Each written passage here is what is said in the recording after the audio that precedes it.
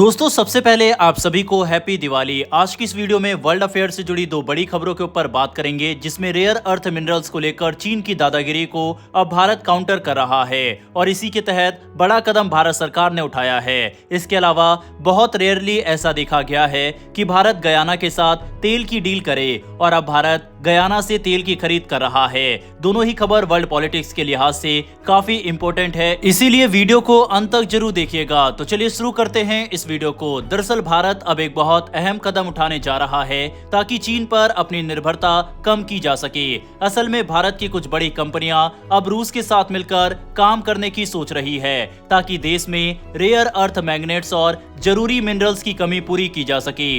अभी तक इन चीजों की सप्लाई का ज्यादातर हिस्सा चीन से आता था, लेकिन हाल ही में चीन ने अपने रेयर अर्थ एक्सपोर्ट पर सख्ती बढ़ा दी है, जिससे भारत समेत कई देशों में गाड़ियां, इलेक्ट्रॉनिक्स और एनर्जी सेक्टर पर असर पड़ा है। चीन इस वक्त दुनिया की करीब 90% रेयर अर्थ प्रोसेसिंग कंट्रोल करता है, यानी ये तय करता है कि कौन सा देश कितना मटेरियल ले पाएगा। अब जब चीन ने एक्सपोर्ट पर रोक लगाई है तो भारत के लिए ये बड़ी चिंता की बात बन गई है। इसीलिए अब भारत की कंपनियां रूस के साथ मिलकर इन मिनरल्स की प्रोसेसिंग और प्रोडक्शन के नए तरीके तलाश रही है। रूस के पास पहले से ही रेयर अर्थ प्रोसेसिंग की अपनी टेक्नोलॉजी है, जो वहां कुछ छोटे छोटे प्रोजेक्ट में काम कर रही है। अब रूस चाहता है भारतीय कंपनियों के साथ मिलकर बड़े स्तर पर इस्तेमाल करे। इससे भारत को अपनी जरूरत की मैग्नेट्स और रेयर अर्थ मिनरल्स खुद बनाने में मदद मिलेगा और चीन पर निर्भरता कम होगी। भारत सरकार ने कुछ भारतीय कंपनियां जैसे लोहम और मिडवेस्ट को कहा है कि वो रूस की कंपनियों के साथ मिलकर काम करने की संभावनाएं देखे। नॉर्निकल और रोसतम इस साझेदारी के लिए मानी जा रही है। इन दोनों के पास इस फील्ड में काफी एक्सपीरियंस है। इसके अलावा भारत सरकार ने देश के कुछ बड़े साइंस संस्थानों को भी इसमें जोड़ा है, जैसे CSIR, IIT और Institute of Minerals and Materials Technology. इन संस्थानों से कहा गया है कि वो रूस की टेक्नोलॉजी का अध्ययन करे और देखे कि उसे भारत में कैसे अपनाया जा सकता है। भारत और रूस दोनों पहले से ही कई इंडस्ट्रियल और मिनरल्स प्रोजेक्ट पर काम कर रहे हैं। अगस्त में हुई दोनों देशों की एक बैठक में इस मुद्दे पर गहराई से चर्चा भी हुई थी। उस मीटिंग में यह तय हुआ है कि दोनों देश rare earth materials, coal gasification और इंडस्ट्रियल डेवलपमेंट में मिलकर काम करेंगे। भारत के लिए ये साझेदारी इसलिए भी बहुत जरूरी है क्योंकि भारत की 65% से ज्यादा रेयर अर्थ मटेरियल्स की सप्लाई अभी चीन से आती है। साल 2023-24 में भारत ने करीब 2270 टन रेयर अर्थ मेटल्स और कंपाउंड इंपोर्ट किए, जो पिछले साल से 17% ज्यादा थे। अगर चीन अपने एक्सपोर्ट को और कम करता है तो भारत के लिए दिक्कत बढ़ सकती है। इसीलिए भारत अब रूस जैसे भरोसेमंद पार्टनर्स के साथ मिलकर अपनी सप्लाई चेन मजबूत करना चाहता है। सरकार ने इस सेक्टर को बढ़ावा देने के लिए कुछ और बड़े कदम भी उठाए हैं। भारत अब रेयर अर्थ मेटल्स को अपना स्टॉक बनाने की योजना पर काम कर रहा है ताकि भविष्य में किसी भी कमी की स्थिति में देश को परेशानी ना हो। इसके अलावा सरकार ने देश में मैग्नेट बनाने वाली कंपनियों को प्रोत्साहन देने के लिए 7300 करोड़ रुपए का पैकेज भी मंजूर किया है। लोहम कंपनी के फाउंडर और CEO रजत वर्मा ने कहा है कि उनकी कंपनी लगातार नए स्रोतों और टेक्नोलॉजी की तलाश कर रही है,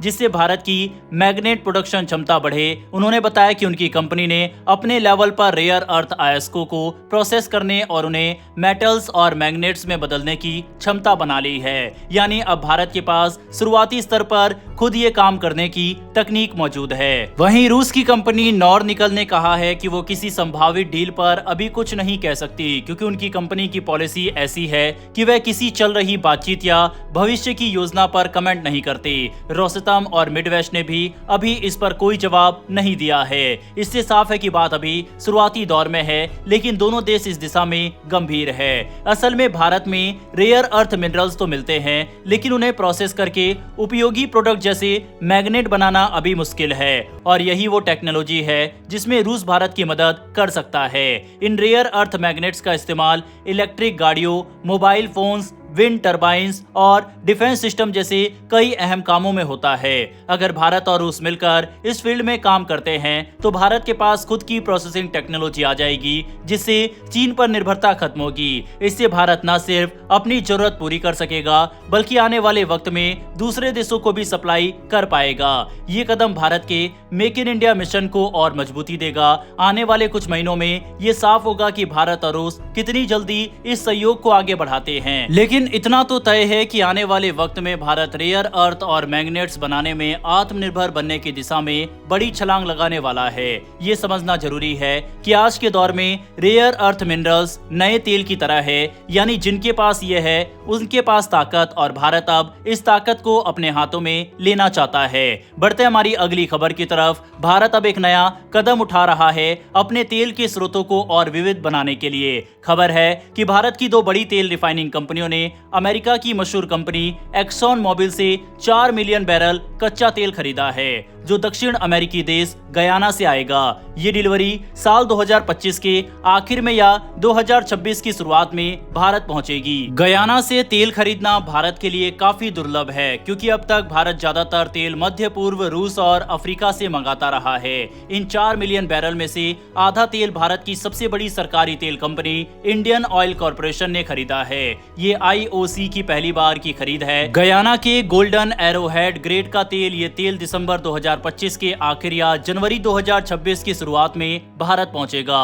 वहीं दूसरी भारतीय company Hindustan petroleum corporation limited ने भी पहली बार गयाना के 2 अन्य ग्रेड लीजा और यूनिटी गोल्ड का तेल खरीदा है। HPCL को भी 2 मिलियन बैरल की डिलीवरी इसी समय मिलेगी। ये सौदे इसलिए अहम माने जा रहे हैं क्योंकि भारत अब अपने कच्चे तेल के स्रोतों को बढ़ा रहा है। अभी तक भारत की ज्यादातर जरूरत रूस, सऊदी अरब, इराक और संयुक्त अरब अमीरात से पूरी होती रही है, लेकिन अब जब अमेरिका लगातार भारत पर दबाव बना रहा है कि वह रूस से तेल की खरीद कम करे, तो भारत नए देशों से तेल मंगाने की दिशा में बढ़ रहा है। गयाना इस वक्त दक्षिण अमेरिका में सबसे तेजी से उभरते तेल उत्पादक देशों में से एक बन चुका है। गयाना में तेल उत्पादन एक बड़े कंसोर्शियम के जरिए हो रहा है। इसमें एक्सॉन मोबिल की अगुवाई है। इस समूह ने हाल ही में अपना चौथा फ्लोटिंग ऑयल प्रोडक्शन यूनिट शुरू किया है, जिससे देश का तेल उत्पादन अब 7.7 लाख बैरल प्रतिदिन तक पहुंच गया है। ये गयाना के लिए अब तक का सबसे बड़ा उत्पादन स्तर है। इसी वजह से अब वहां से तेल निर्यात यानी एक्सपोर्ट्स भी तेजी से बढ़ रहा है। ऑयल एनालिस्ट फर्म केपलर के मुताबिक अक्टूबर महीने में गयाना का तेल निर्यात 9.38 लाख बैरल प्रतिदिन के रिकॉर्ड स्तर पर पहुंच गया। खास बात यह है कि गयाना ने हाल ही में गोल्डन एरोहेड नाम का नया तेल ग्रेड लॉन्च किया है, जिसकी पहली खेप जुलाई में भेजी गई थी। भारत अब इसी नए ग्रेड को पहली बार खरीदने जा रहा है। भारत का ये कदम पूरी तरह से एक रणनीतिक फैसला है। दरअसल दुनिया भर में तेल की राजनीति तेजी से बदल रही है। रूस यूक्रेन युद्ध के बाद अमेरिका चाहता है कि भारत और दूसरे देश रूस से तेल खरीदना बंद करे, ताकि रूस पर आर्थिक दबाव बढ़ाया जा सके। लेकिन भारत के लिए ये आसान नहीं है, क्योंकि रूस का तेल सस्ता है और भारत की जरूरतें बहुत बड़ी है। इसीलिए भारत अब धीरे धीरे नए सप्लायर देशों को जोड़ रहा है, ताकि भविष्य में किसी एक देश पर निर्भरता न रहे। गयाना से आने वाला तेल भारत के लिए एक नई दिशा खोल सकता है। इससे भारत के पास विकल्प बढ़ेंगे और उसे जरूरत के हिसाब से अलग अलग ग्रेड का तेल मिक्स करने की सुविधा मिलेगी। साथ ही गयाना का तेल गुणवत्ता में अच्छा है और हल्का है, जिसे रिफाइन करना आसान होता है। सरकारी सूत्रों के मुताबिक आने वाले महीनों में भारत और भी दक्षिण अमेरिकी देशों जैसे ब्राजील, कोलंबिया और वेनेजुला से तेल खरीदने की संभावना तलाश सकता है। इससे भारत की एनर्जी सिक्योरिटी यानी ऊर्जा सुरक्षा मजबूत होगी और दुनिया के बदलते हालात का असर देश पर कम पड़ेगा। बहरहाल इस वीडियो में इतना ही। इन्फॉर्मेशन और वीडियो पसंद आई हो तो वीडियो को लाइक करके हमारी आने वाली डेली ऐसी वीडियो के लिए नीचे दिए गए सब्सक्राइब बटन को प्रेस कर बेल आइकन को जरूर दबा ले। आप सभी को हैप्पी दिवाली। फिर मिलेंगे अगली एक नई वीडियो के साथ। धन्यवाद। जय हिंद, जय भारत।